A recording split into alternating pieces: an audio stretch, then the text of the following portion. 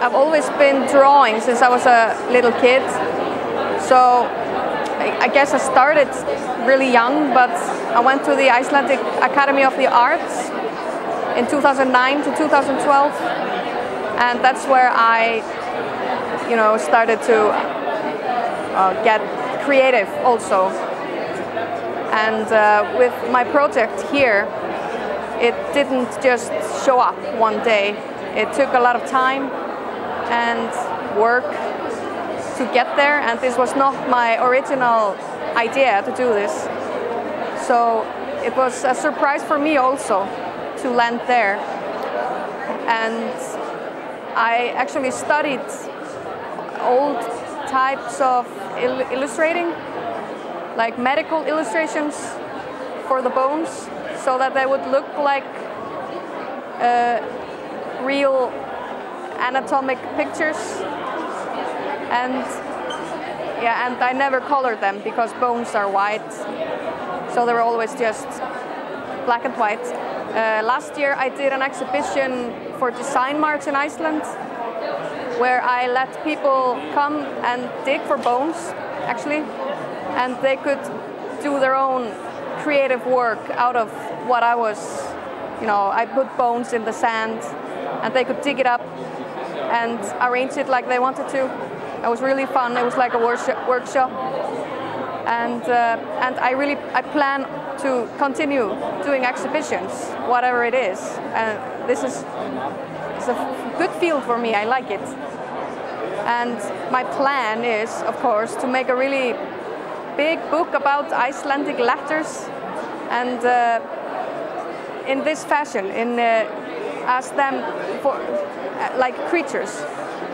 And I hope to inspire people with this, so that they can read about letters, but also about biology and history in the same book. Yeah, that would be great. So, thank you very much for this interview. Thank you very much. Good luck. Oh, thank you very much. Thank you.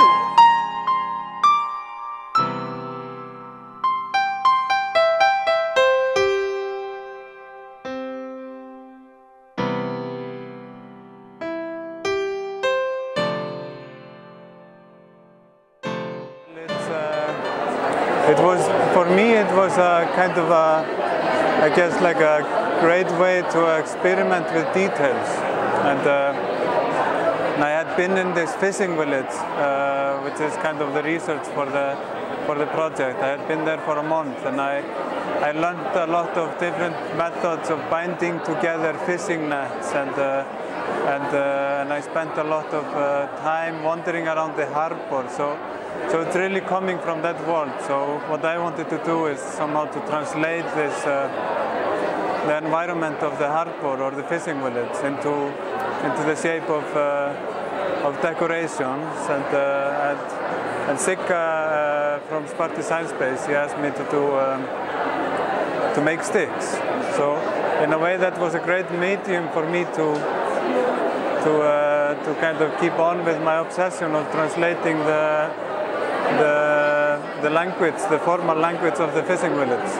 For me now, at this moment, I feel like it's more like somehow characters, yeah.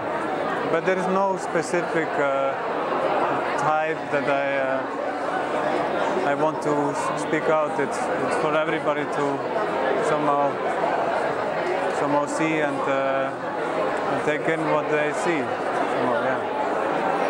I'm keeping on with, but maybe I'm not keeping on with the sticks, but I'm definitely keeping on with this material and detailed study. It's some sort of an obsession of mine, I think, and I work a lot with memories from the trip I made, where I got inspired by all these fishing villages and the harbors. Vielen Dank. Dankeschön.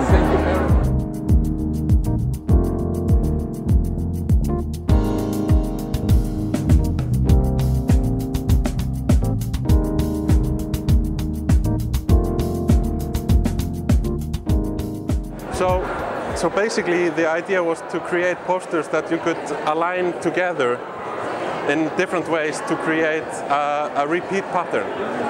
So the posters are modular, and you can turn them upside down or sideways or arrange them differently, and they always fit together to create this repeat pattern. And the subject of the posters is pretty girls. Why? I don't know. I just wanted to draw pretty girls. What I also wanted to do with this exhibition was to create something that could work together, but also be individual. So the posters from this, I think they could also work individually. And I don't know, I've been working with this geometric style. I always work in geometry, everything I do, and I've been doing that for the past 10, 12 years.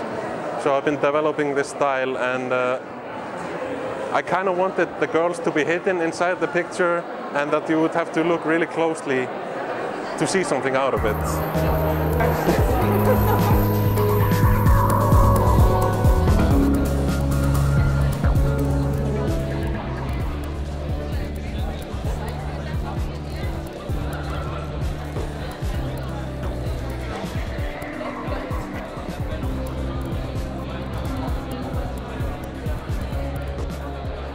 I founded Spark Design Space in 2010, and before I had been for 6 years a professor of product design at the Icelandic Academy, and I found that during my work in the Academy there was a lot of very interesting projects, both from my students and students in other departments, and also my colleagues, other professors who were working at the Academy.